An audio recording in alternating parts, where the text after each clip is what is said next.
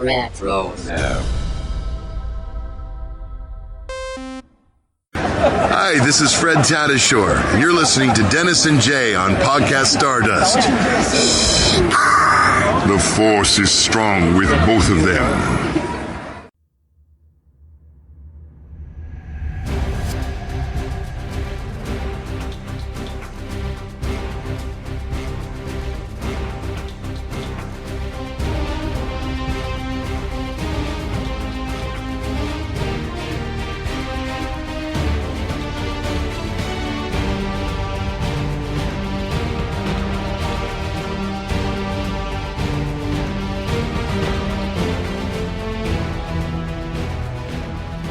Welcome to Podcast Stardust. This is the fully armed and operational podcast dedicated to Star Wars news, reviews, and discussion. I'm Dennis Keithley. And I'm Jay Krebs. It's Monday, and that means we are continuing our rewatch of the Clone Wars. Actually, we're picking back up. We've had a couple weeks off from this. But at any rate, before we get back into the Clone Wars, Jay, you want to remind everybody what our social media contacts are? Sure. You can get back in touch with us on Facebook and Instagram at Podcast Stardust. All right. Digits is aligned. The signal's boosted to maximum output. The shield is down. We are now broadcasting to the galaxy. So we are taking a look at episode 14 from season 2 of the Clone Wars, which is called A Duchess of Mandalore. And this will be a full spoiler discussion. So here we go. Jay, you want to go ahead and give us the summary of the episode, please? Absolutely. Duchess Satine arrives on Coruscant in hopes of convincing the Republic not to intervene in matters on Mandalore. After seeing evidence from one of Satine's advisors that calls for Republic intervention, the Senate votes to occupy Mandalore to oppose Death Watch. Meanwhile, Pre Vizsla and Count Dooku conspire to assassinate the Duchess on Coruscant so that when the Republic arrives, the Mandalorians will support Death Watch in opposing them. With some assistance from Obi-Wan Kenobi, Satine manages to find proof that demonstrates the evidence the Senate relied upon was doctored, and a Republic occupation of Mandalore is successfully avoided. Yeah. So, as I was saying just a moment ago, it's been a few weeks since we've had an opportunity to talk about the Clone Wars because we recorded other stuff that we aired in the interim well in advance. We didn't know where we were going to be with the Clone Wars to do stuff at that point. But we left off in the middle of this Mandalorian arc from season 2.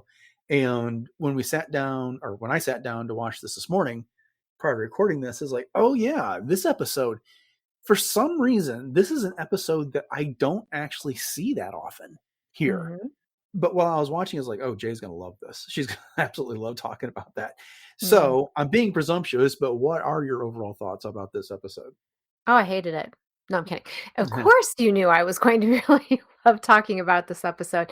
But, it's true, though. This is kind of one of those episodes that's more of an interim sort of thing between, I don't want to say some of the bigger action sequences and whatnot, but I mean, it's definitely one that is a pivot point in everything that's going on. And we've got Padme involved with some of the things that are happening. And, obviously with Obi-Wan being right there in the thick of things and coming to the rescue, and Satine really facing a lot of things that are, in the past, she put her loyalties in certain places. And now a lot of those things are really being shattered for her in some ways. And so it's a great episode in that we're seeing again the machinations of Palpatine and the types of things that he's doing, what Count Dooku is doing, and who he's working with. And we even get a little cameo of Mon Mothma in this one. Right. One of the things that was interesting to me is that as I was watching this, it took me a second to catch on to why everybody was doing everything that they were doing, why the Separatists were trying to engineer this thing with Death Watch, why they were so excited for the Republic to show up on Mandalore, because you would think they wouldn't want them there because this is a world that they're interested in. But the whole point was that by getting them there, they could energize sympathy for Death Watch and then therefore the Separatist movement, yada, yada, yada. Anyways, it took me a second to kind of put things together. And then I realized, as you just said, this is pivotal. I mean, we stray away from Mandalore like right after this episode for a little while. I think so anyways, in short order, at any rate. But we come back to it But it really is the conclusion of this episode that sets up other things that happen, choices that Brave Vizsla makes after he's dissatisfied with some of the things that Count Dooku and the Separatists are making, some of their decisions and what the actions they take, and why it is that he's so eager to throw with the likes of Maul later to make things happen. So it is an important episode, even when at first blush it's just kind of as much as I like it, I think they could have been a little bit more straightforward with explaining the whole plot of everything here, because, and we'll get into some discussion as we get through a discussion, and I can try and point some things out. I'll try to remember to here, but let's talk about the deal that Death Watch was making with the Separatists. So, as you're kind of alluded to in the summary here, Brave Vizsla wants to conquer Mandalore, and so he needs to attack the planet. The problem is that Count Dooku points out to him is that you don't have the will of the people. So even if you were to take control of Mandalore, you'd only be able to hold it for a day. And what we need is an unpopular occupation. And I'm like super paraphrasing at this point. And so the idea is if the Republic comes to Mandalore, then the Mandalorians will resent that. And if Death Watch shows up as the face of a liberating front, the people will support them, and that's how they can conquer the planet. And that's all good and well. But then it's like, and now we're going to send a Death Watch assassin to Coruscant to assassinate the Duchess. Mm-hmm. Does that make sense to you, that part of it? Well, I think the whole thing is that, Count Dooku, of course, is using Pre Vizsla as a means to an end. Mhm. And the whole thing is that it's just serving his broader strategic goals and providing this tactical advantage, but furthering a lot of long-term plans for just destabilizing the Republic in general. And Yeah. so I think for him, it doesn't matter how it's done, but just that it's done. So, the fact that Death Watch is going after Satine, yeah, if you get caught, then it does look bad, that this is happening, because it kind of proves that, oh yeah, okay, they are the bad guys after all.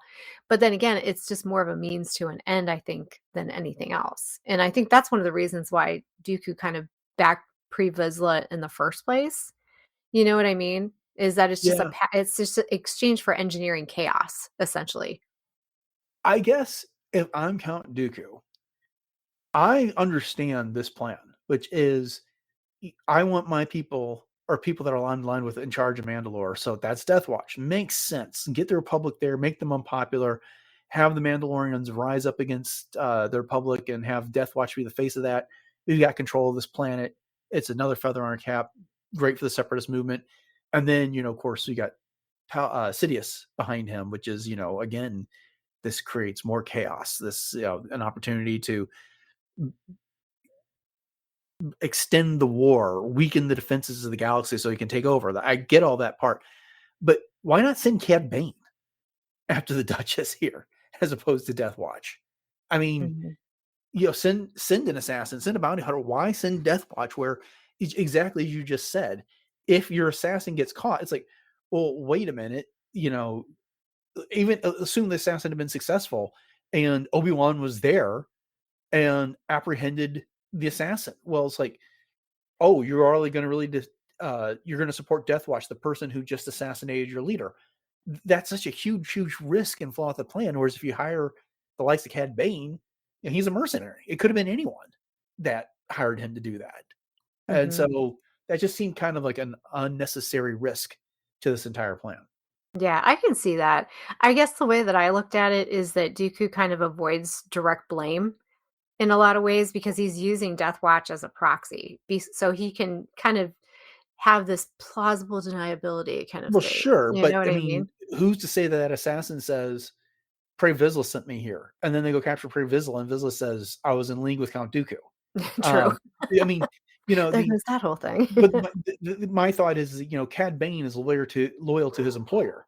And if the employer says, this is secret, you can't tell, Cad Bane's not going to tell. Anyway, so putting that aside, Satine gets to the Senate and she's making her plea. to the public that, not to intervene, that they must remain neutral. This is everything that's going on with Death Watch is an internal matter for Mandalore.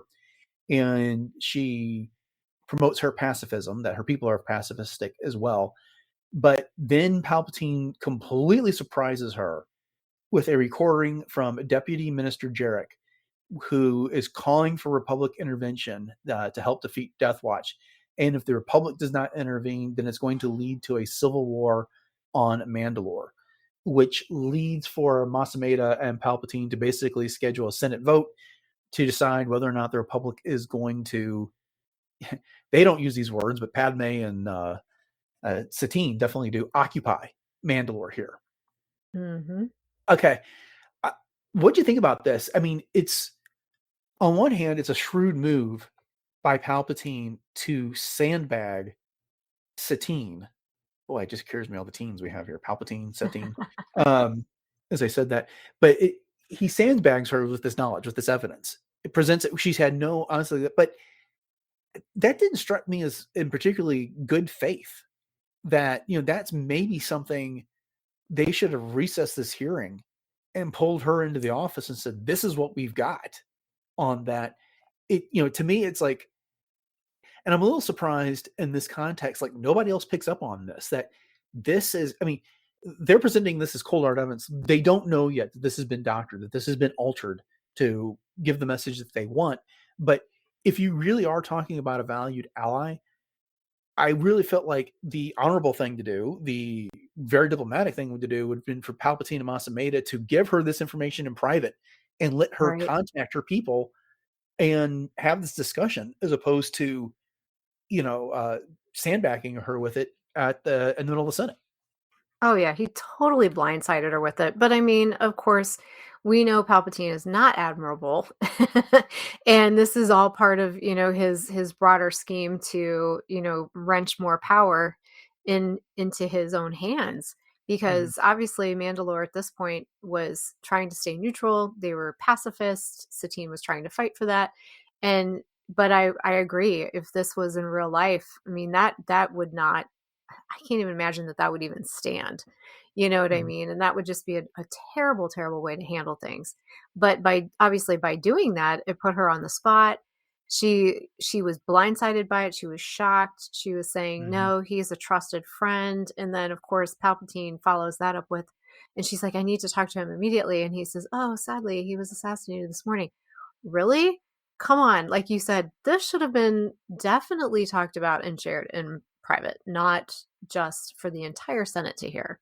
Right. If they're going to schedule a vote for the next day, why couldn't they have given her time to, because it almost feels like she got off the ship and was thrown right in front of the Senate. Oh yeah. like they were all waiting for her there. I mean, Right. Even Padme, when she was pleading the case for Naboo during the Phantom Menace, got to meet with then Senator Palpatine to discuss a plan. But here she is, just kind of thrown to the wolves on all of this. And then poor Obi-Wan gets the brunt of her frustration right after that. He chose his words very poorly in that moment, but he did, calling her hysterical. Well, it's like, he says anyone in your case would be hysterical. Right. And she's like, hysterical? Well, why aren't you hysterical? Anyone who did this should be hysterical. And she just keeps throwing that word back in his face. And like I said, his choice of words were not the best, but he was there to be an ally. He was there to offer support. Definitely. And so, but that's also just kind of like part of the relationship. And he doesn't take any of this personally, to his credit. And he even says, as your friend. And she's like, all right, well, as my friend. And, she even says, like, she's reluctant to take the advice of someone that regularly resorts to violence. There, she keeps throwing that back in his face. We got to see that in the last couple episodes as well. And that was the Sophie's Choice that they were in the middle of when, what was the name of the senator in the last episode, was basically saying, I've got this bomb on board the ship unless one of you kills me. Which one's it going to be? You, Duchess Satine, and therefore prove yourself to be a hypocrite because you're going against your pacifist ways, or you, Obi-Wan Kenobi, you're going to murder me and prove to be the violent, murdering type that Satine hates. And then, of course, Anakin showed up and stabbed him in the back. But now here we are again. It seemingly got past that, And now again, she's throwing this, that, the Jedi use lightsabers. They are engaged in violence frequently, right back at it. Now, she's not necessarily wrong. They aren't really a pacifist movement, but I'm not entirely certain that accusation was fair. Oh, I know, and a lot of it, I'm sure, is just because she was so emotional, and who wouldn't be? I mean, everything that's transpiring, and then Would you say she's hysterical? yeah. No, maybe not hysterical. But, and then to make matters even worse, when all of this is happening and she's, trying to get away, and they are basically saying, "We need to have her killed," and she has to jump out of her speeder, and then her speeder crashes, and then by the time they get back, Padme's like, "Oh, yeah, and they already voted." What? Right. She's having the meeting with Palpatine and Masameda at the time.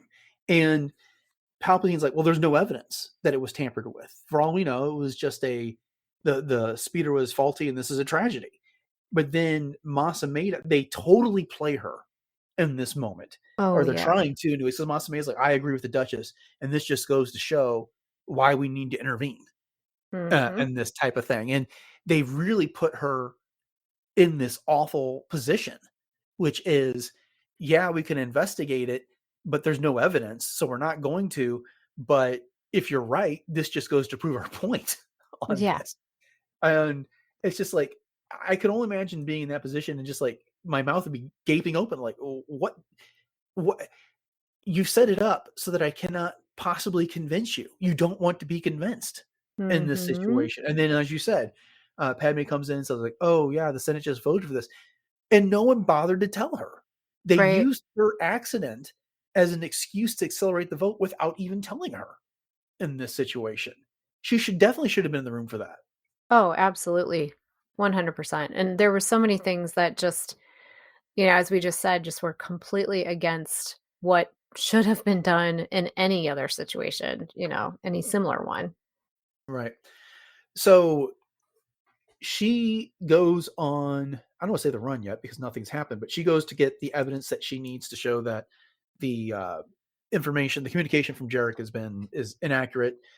She wants to find out what the real case is, and so she meets with another Mandalorian on the planet by the name of Davu Golek, and he hands over what will end up being the undoctored footage from Jarek's transmission that basically pledges support for Satine and that how Mandalore should remain neutral and the Republic should not intervene in all this.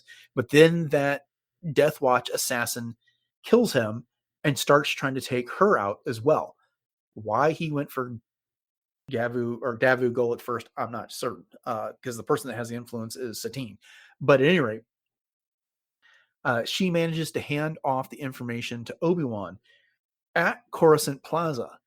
I forgot about this completely until rewatching this episode today, that this, which has been renamed to Monument Plaza and a lot more Mhm. current stuff, showed up in the Clone Wars at all. Right. I know. I was the same way. I'm like, wait a second. Is this the same? Because as soon as I saw it, my mind went to Andor right away. Mhm, mhm. Well, and then we got to see it in The Mandalorian as well.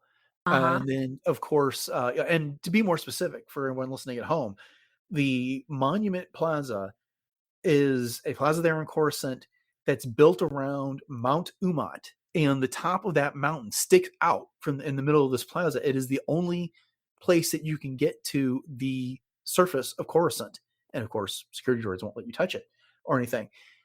I didn't realize that we actually saw this during the Return of the Jedi and the special edition scenes at the end when the Palpatine statue is pulled over. That's that plaza is in the foreground. Oh, okay. I did not Right realize there. that. Yeah. And so that's actually technically the first time we've seen it, but we got to see it in The Mandalorian when the Doctor goes there and he's kind of being set up. And then it is mentioned quite a few times in the High Republic as well. And then in Andor as well. So Mhm. this has shown up a number of times, but yes, the special edition was like the first time we saw the plaza. I don't know that you can see Umat there, but this, it was part of a Ralph McQuarrie painting, and then it was used in a source book back in the 90s.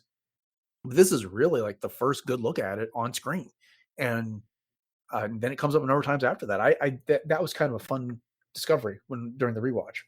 Right. And then I realized too, I finally got to watch the featurette this time, in that Dave Filoni was talking about how he'd always wanted to use that concept art from Ralph McQuarrie, Mhm. and that George Lucas had given him his blessing for it. And so that's where the chase down happens. And I just think that it's so cool that, of course, Dave Filoni, never put past him, coming up with these genius ideas that then become these iconic things in Star Wars.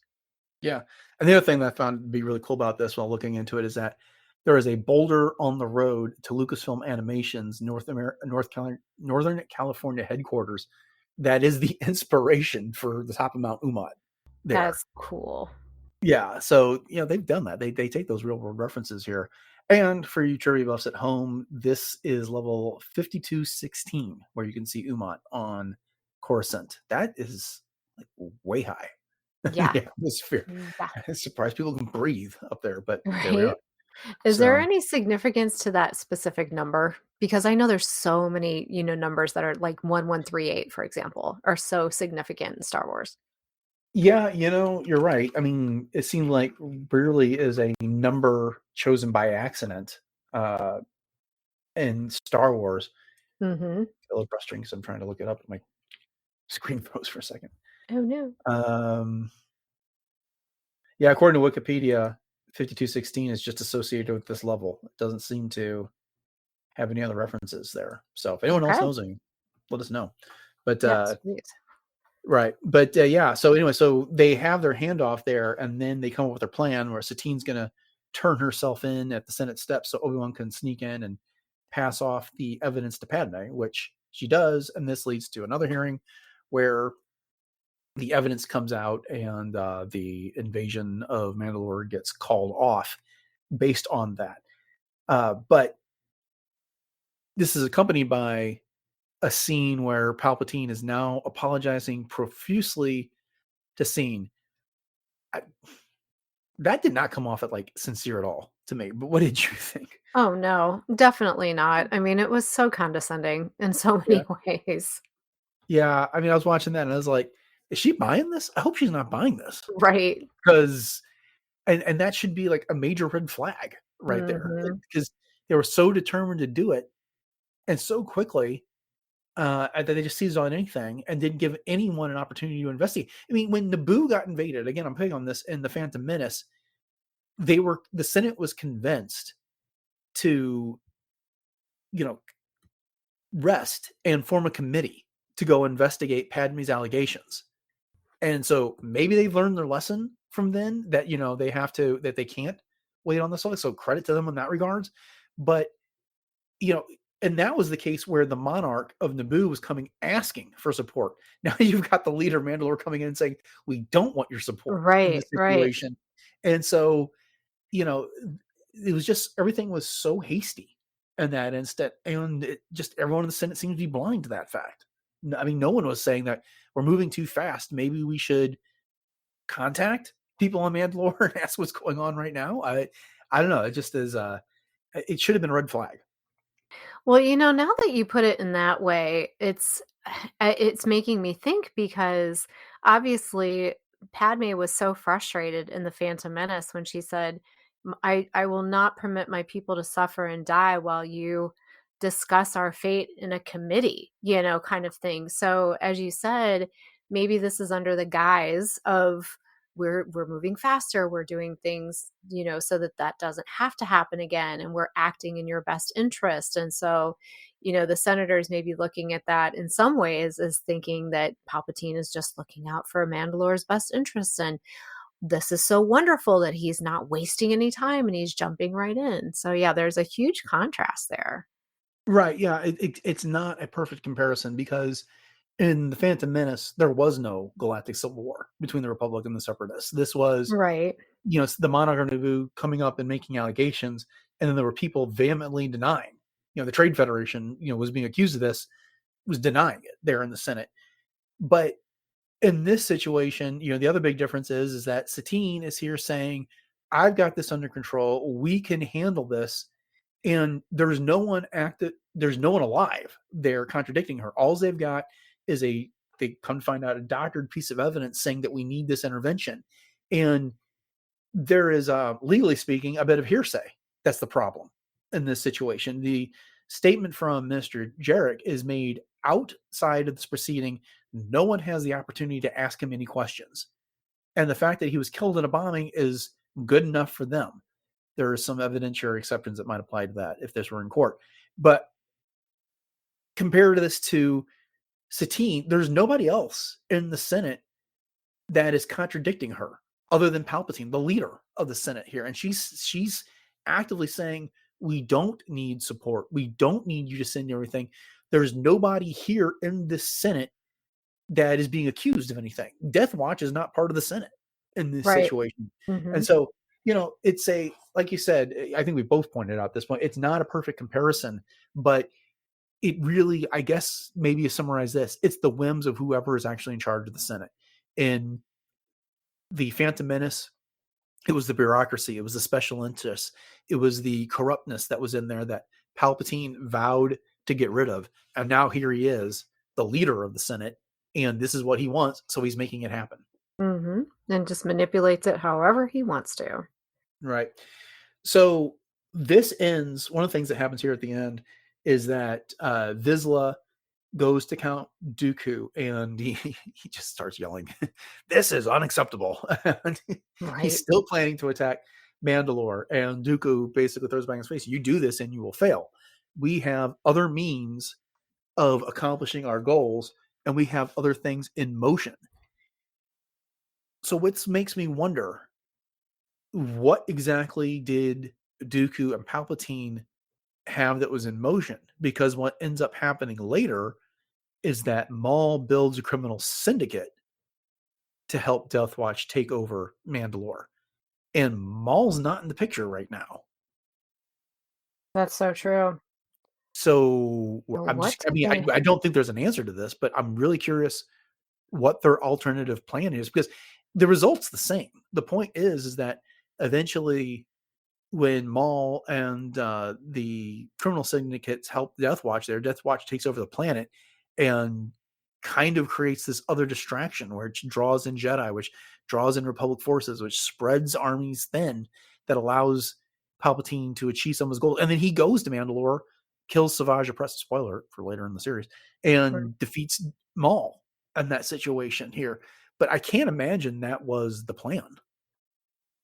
Well, the only thing that I can think of is there a more practical reason why he wanted to have Mandalore? And could it be, anything having to do with Beskar stores or where it is positioned in the galaxy just in general for trade routes, that type of thing? Or is it enough out of the way to have things like secret labs or whatever? You know what I mean?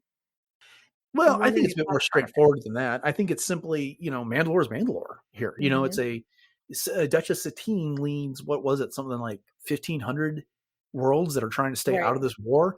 And if they can bring Mandalore in on the side of the Separatists through Death Watch, that's a huge faction that they can bring with them.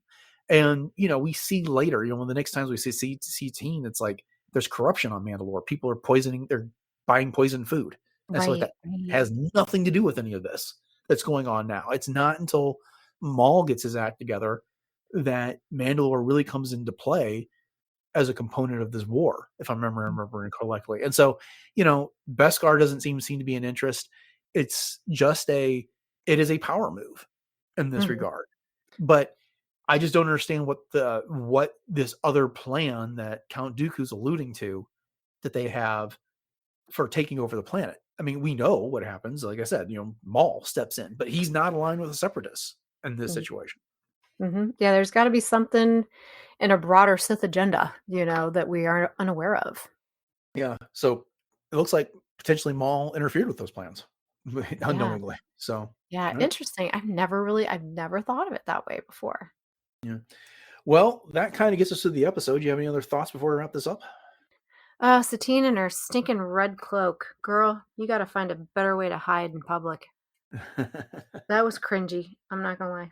You didn't like that one, huh? She's like Little Red Riding Hood.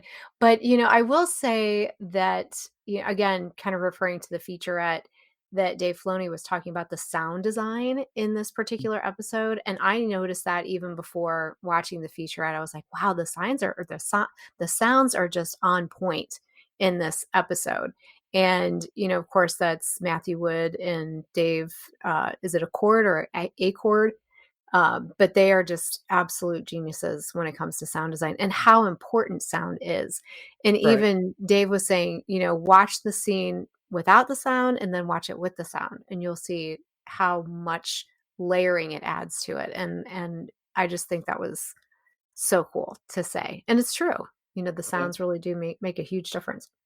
One of the things I love about those featurettes is that Dave Filoni has something he's remembered about every single one of these episodes that Yeah. makes that episode his favorite for some reason.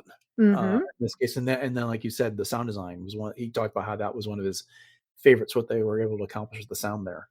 So yeah, good call out. All right. Well, then we're going to go ahead and wrap up this episode of Podcast Stardust. And thank you all for joining us for our discussion of this episode of the Clone Wars. We hope you've enjoyed it, and would invite you to subscribe to the podcast on your podcatcher of choice if you haven't done so already. And if you have done those things, we'd also ask you to consider potentially leaving us a rating review wherever those are supported on any podcatcher that you might use. Those are extremely helpful for driving the algorithms that helps the show get noticed by others. And if you want to find out more about the show and more of our past episodes beyond what's going to be on your podcatcher, head over to retrozap.com. Our entire catalog of shows is set up there, going all the way back to episode 1 that came out in 2019. So it's been a while. Well, with those things in mind, Jay, you want to go ahead and remind everybody one more time what our social media contacts are and where else we can be found online? Sure thing. We are very conveniently found on Facebook and Instagram at Podcast Stardust. And if you're into Pinterest, you can check out all of our boards over there with everything Star Wars. And then, as Dennis mentioned, you can find us on all kinds of places, including YouTube and YouTube Music as well. So head over to both of those, like, subscribe, and even share those out. And we'd also love to hear your thoughts on this episode of Clone Wars or any others that you might have. And lastly, we do have a link on our show notes to TeePublic, and that will get you to a store where you can buy something of Podcast Stardust, 7 different show logo designs to be exact, and all kinds of things from t-shirts, sweatshirts, coffee mugs, even wall hangings and tote bags and everything in between. So once again, the link to that TeePublic store will be in our show notes. All right. You want to give everyone an update on what's going on with cosplay? Sure. So head over to Instagram where you can catch all of my cosplay adventures at j.snipscosplay. And right now, a little quiet on the cosplay front, but things will be firing up here come fall. And so you can catch Ahsoka, Hera, the Fourth Sister, my Mandalorian, and other things as well. So if you haven't had enough Mandalorians by listening to this episode, you can check out my cosplay on j.snipscosplay. Okay. Coming up on the show this Wednesday, we are getting back into the High Republic with a look at the last young adult novel in the series called Into the Light by Claudia Gray. It's a good one, so make sure you stick around for that. And then on Friday, we get back into Star Wars news. So we're going to wrap up the week. So with all those things said, thanks for listening to episode 921 of Podcast Stars, everyone. Have a great week. And until next time, may the Force